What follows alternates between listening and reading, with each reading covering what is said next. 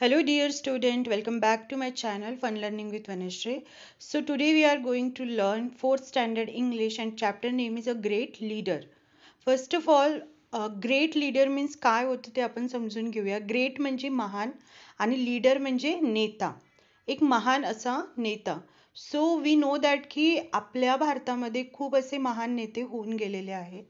त्यापैकी महात्मा गांधीजींचं नाव खूपच रिस्पेक्टफुली घेतलं जातं. ठीक आहे, तर ही जी छोटीशी स्टोरी तुम्हाला दिलेली आहे, it's totally up to on Mahatma Gandhiji. हे महात्मा गांधीजीवरची स्टोरी तुम्हाला अभ्यासाला आहे. सो आपण हे स्टोरी रीड करूया. ठीक आहे.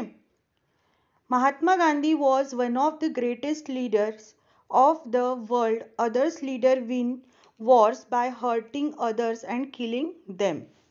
काय म्हटलेलं आहे की Mahatma Gandhi was one of the greatest leaders. हे आपल्याला माहिती आहे की महात्मा गांधीजी जे होते ते ग्रेटेस्ट लीडर्समध्ये काउंट होते ऑल ओव्हर द वर्ल्डमध्ये. म्हणजे पूर्ण जगामध्ये त्यांचं नाव हे खूप रिस्पेक्टफुली घेतलं जातं. ठीक आहे.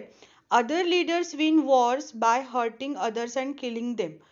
जे अदर लीडर्स होते त्यांनी काय केलेलं आहे की वॉर जिंकण्यासाठी लोकांना त्रास दिलं, त्यांना मारलं आणि ते स्वतः त्यांनी ती वॉर जिंकलेली आहे. ज्याच्यामध्ये आपण एक हिटलरचं नाव घेऊ शकतो. त्यांनी लोकांना मारून कशा पद्धतीने राज्य केलं होतं जर्मनीमध्ये हे आपण बघितलेलं आहे किंवा वाचलेलं आहे, ज्याला आपण हिटलर म्हणत असतो. ठीक आहे. त्याचप्रमाणे पण महात्मा गांधी हे सर्व इतर नेत्यांपेक्षा वेगळे होते, इथे हे सांगितलेलं आहे. Mahatma Gandhi did not use any arms and weapons like guns, rifles, or bombs, and yet he won the war of India's independence. So what it is tell here कि Mahatma Gandhi never used any arms and weapons like guns. त्यांनी कधीही कुठलेही guns नाही वापरले, rifles नाही वापरले, कुठलेही weapons त्यांनी वापरलेले नाही जे दुसऱ्यांना हर्ट करतील. पण तरी सुद्धा त्यांनी इंडियाच्या इंडिपेंडन्समध्ये किंवा भारताला स्वातंत्र्य मिळवून देण्यामध्ये त्यांचा खूप मोठा वाटा आहे. अँड पीपल लविंगली कॉल्ड हिम बापू. लोक त्यांना प्रेमाने काय म्हणतात? बापू असं म्हणतात. Father of the nation. Bapu means father of the nations. लोकांनी दिलेली ही पदवी आहे, हे डेझिग्नेशन आहे महात्मा गांधींना की Bapu. Gandhiji was a man of iron will. Iron will म्हणजे काय? ज्यांची स्ट्रॉंग डिटर्मिनेशन असते, स्ट्रॉंग इच्छाशक्ती असते की मला हे करायचंच आहे आणि मी हे करू शकतो. तर त्यांची जी विल होती, त्यांची जी इच्छाशक्ती होती ती कशी होती? लोखंडाप्रमाणे मजबूत होती. म्हणून त्याला म्हटलेलं आहे की iron will. Gandhiji was a man of iron will. If he decided to do something he did it, no matter how difficult it was. जर त्यांनी काही ठरवलं तर ते कधीही मागे वळायचे नाहीत किंवा मागे सरकायचे नाहीत. ते त्यांना करायचंच असायचं आणि ते करायचे. One day he decided that he would have an early morning prayer every day. एक दिवशी त्यांनी ठरवलं की he decided that he would have an early morning prayer. त्यांनी एक दिवशी ठरवलं की मी रोजची मॉर्निंगची प्रेयर ही घेणारच आहे. आणि त्या दिवसापासून त्यांनी कधीही he never missed the prayer. त्यांनी कधीही प्रेयर मिस्ड केली नाही. नेक्स्ट बघा सांगितलेलं आहे की Gandhiji gave a lot of importance to truth, simplicity and non violence. गांधीजींनी कशाला जास्त इम्पॉर्टन्स दिलेलं आहे, कशाला महत्त्व दिलेलं आहे सांगितलेलं आहे. फर्स्ट आहे ट्रूथ म्हणजे खरं बोलणे, सिम्प्लिसिटी साधेपणा, नॉन व्हायलन्स म्हणजे अहिंसा, कोणावरही हिंसा करायची नाही, कोणाला मारायचं नाही. हे जे 3 गोष्टी सांगितलेल्या आहे, या 3 गोष्टींना त्यांनी he gave a lot of importance. Okay, that is not hurting others. Gandhiji's dress was very simple, just a loin cloth. Lion cloth म्हणजे काय? तर बघा गांधीजींचं इथे सांगितलेलं आहे की त्यांचं जे ड्रेसअप होतं ते कसं होतं? खूप सिम्पल होतं, कारण त्यांना सिम्प्लिसिटी आवडायची. ठीक आहे. आणि त्यांचा ड्रेसअप जो असायचा तो लॉयन क्लोथ. आता तुम्ही गावामध्ये जर तुम्ही गेलं असणार तर गावामध्ये बघा गावातली जी म्हातारी माणसं असतात ते ना गुडघ्यापर्यंत धोतर गुंडाळतात. गुडघ्यापर्यंतच त्यांचं धोतर असतं, जेणेकरून तो खराब नाही व्हायला पाहिजे म्हणून, कारण ते शेतात काम करत असतात.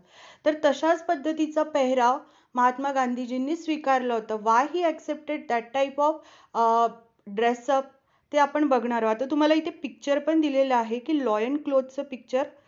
हे बघा इथे तुम्हाला दिसतंय की अशा पद्धतीचं ड्रेसअप महात्मा गांधीजी करत होते. याला काय म्हणतात, धोती जी घातलेली आहे ते आहे लॉयन क्लोथ. सो आपण परत एकदा लेसन स्टार्ट करूया. बघा काय सांगितलेलं आहे की just loin cloth, a dhoti worn above the knees, जी अशी धोती ती गुडघ्याच्या वरती घातल्या जायची. अँड समटाइम्स अ शॉल, आणि कधी कधी थंडी वगैरे असली तर त्याच्यावरती ते काय घ्यायचे, शॉल घ्यायचे. Could he not afford fancy fashionable clothes, of course he कुड. इथं विचारलेलं आहे की ते फॅन्सी क्लोथ्स अफोर्ड करू शकत नव्हते का? Of course he could, because he belongs to a rich family. तुम्ही इथे जर साईडला पिक्चर बघताय तर त्यांनी कोट घातलेला आहे. सो ते एका चांगल्या फॅमिलीमधून येत होते. तर ऑफकोर्स ही कुड अफोर्ड दॅट नाईस क्लोथ्स. ते चांगले कपडे काय करू शकत होते, अफोर्ड करू शकत होते. पण त्यांनी ते काय केलं होतं, लॉयन क्लोथ घालणे हे त्यांनी ॲक्सेप्ट केलं होतं. ही त्यांची चॉईस होती. How did he come to make this choice. तुम्हाला प्रश्न विचारलेला आहे, मग ही त्यांची चॉईस का बनली जेव्हा ते चांगले कपडे अफोर्ड करू शकत होते. So why he chose loincloth to wear. त्यांनी लॉयन क्लोथ घालण्यासाठी का त्यांनी ते चॉईस त्यांनी हे केली, किंवा ते का त्यांना लॉयन क्लोथ घालायचं होतं. सो इथे एक छोटी स्टोरी दिलेली आहे, त्याच्या मागचं रिझन तुम्हाला समजेल. सो स्टुडंट बघा इकडे. Once Gandhiji was on a lecture tour in Odisha. Usually men and women gathered in large numbers to listen to him. काय सांगितलेलं आहे, जेव्हा गांधीजी ओडिशामध्ये लेक्चर टूरवर होते. लेक्चर टूर म्हणजे त्यांची सभा व्हायची जिकडे तिकडे, तिथे ते भाषण द्यायचे, लोकांना इन्स्पायर्ड करायचे. इन्स्पायर्ड केल्यानंतर लोक त्यांची जी मुवमेंट आहे त्याच्यामध्ये पार्टिसिपेट करायचे. तर इथे काय सांगितलेलं आहे की ओडिशामध्ये त्यांचं लेक्चर होतं. सो लार्ज नंबर मध्ये लोक आलेले होते. However, women were not seen at these public meetings on lecture. इथे सांगितलेलं आहे की लोक तर दिसत होते पण तिथे कुठेही स्त्रिया दिसत नव्हत्या. वुमेन्स म्हणजे काय, तर स्त्रिया, लेडीज दिसत नव्हत्या. On making inquiries, Gandhiji found that the people in that part of the country were so poor that their women folk had not a decent thing to wear. So inquiries करण्यात आली आणि त्यांना काय समजलं, they found की they don't have a proper clothes to wear. त्यांच्याजवळ proper clothes नाहीये. कुणाजवळ, त्या वुमेन्स जवळ. सो दॅट्स वाय ते काय करत होते की कुठल्या पण पब्लिक मीटिंग्सला किंवा कुठल्याही फंक्शन्स मध्ये जाण्यासाठी तिथले जे लेडीज होते ते काय करायचे, जायचे नाही, डिनाय करायचे. त्यापेक्षा ते घरीच राहणं त्यांना ते प्रेफरन्स द्यायचे. ठीक आहे. सो हे त्यांना इन्क्वायरी केल्यावर समजलं. पण असं का, कारण तिथला जो एरिया आहे ओडिशामधला, एक तो जो पार्ट होता, तो एरिया होता, तो खूपच गरीब होता. म्हणजे खूप पुअर लोक तिथं राहत होते. त्यांच्याकडे बेअर क्लोथ सुद्धा नव्हते की आपली बॉडी कव्हर अप करू शकतील. नंतर इथे काय सांगितलेलं आहे की they kept away from the public functions. Gandhiji was deeply pain to hear this. जेव्हा गांधीजींना समजलं हे रिझन, तेव्हा त्यांना फार दुःख झालं. From that day he decided to wear the bare minimum of clothes. आणि त्या दिवशीपासून he decided की मी bare minimum clothes, bare minimum clothes म्हणजे माझ्या अंगावर जेवढ्या कपड्यांची गरज आहे तेवढेच कपडे मी घालणार.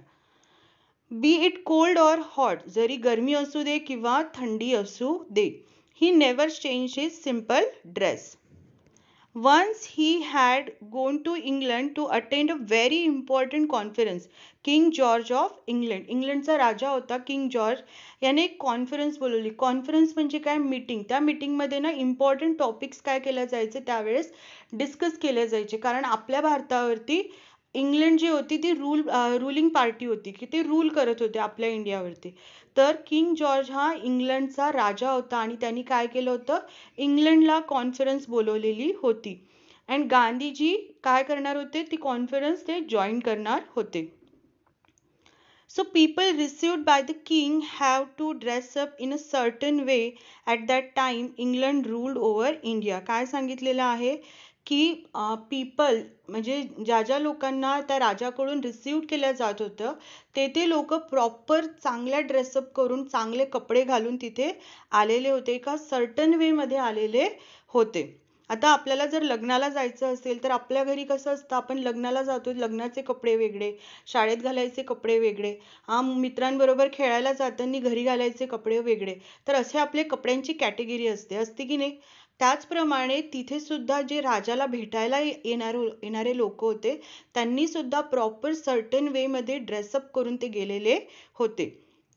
People in England wanted to know if Gandhiji would change the style of his dress to see the king. इंग्लंडच्या लोकांनी गांधीजींबद्दल खूप ऐकलं होतं. त्यांना बघायचं होतं की गांधीजी राजाला भेटायला येताना स्वतःचं ड्रेसअप चेंज करतात का, की ते त्याच ड्रेसअपमध्ये येतात. So Gandhiji made it very clear that he would be dressed in his usual way, even when visiting the King of England. त्यांनी सरळ सांगितलं की मी कोणालाही जरी भेटलो तरी माझा ड्रेसअप हा बदलणार नाही. He would wear the dress of the people whom he represented. Obviously Mahatma Gandhiji was representing to the India. ते कोणाला रिप्रेझेंट करत होते, इंडियाला रिप्रेझेंट करत होते. मग इंडियामध्ये जे लोक आहेत जसे ड्रेसअप करतात तशाच टाईपचे ड्रेसअप करून ते तिथे आलेले होते. So Gandhiji was not bothered by what style of dress the British approved of, so long as the poor people in his country did not have enough clothes to wear. गांधीजीला काही फरक पडणार नव्हतं की तिथला जो राजा होता तो त्यांचे क्लोथ्स अप्रूव्ह करतो की नाही किंवा त्यांना एंट्री देतो की नाही, त्यांना त्या गोष्टीचं पडलेलं नव्हतं. त्यांना फक्त हेच सांगायचं होतं की माझ्या देशामध्ये असेच पद्धतीचे कपडे लोक काय करू शकतात, बेअर करू शकतात किंवा घालू शकतात, एवढंच ते कपडे त्यांच्याकडे होते. सो म्हणून त्यांनी सुद्धा तेवढेच कपडे घातलेले होते. Finally, the king had to welcome at his reception the great man dressed in a simple loin cloth and a shawl. बघा, finally the king had to welcome. किंगला काय करावं लागलं, फायनली महात्मा गांधीजींचं वेलकम करावं लागलं रिसेप्शनमध्ये. आणि त्यांनी सिंपल कपडे घातलेले होते, एक शॉल आणि लॉयन क्लोथ. इथे पिक्चरमध्ये तुम्हाला दिसतात त्या टाईपमध्ये. The king himself was dressed quite एक्स्ट्रावॅगंटली.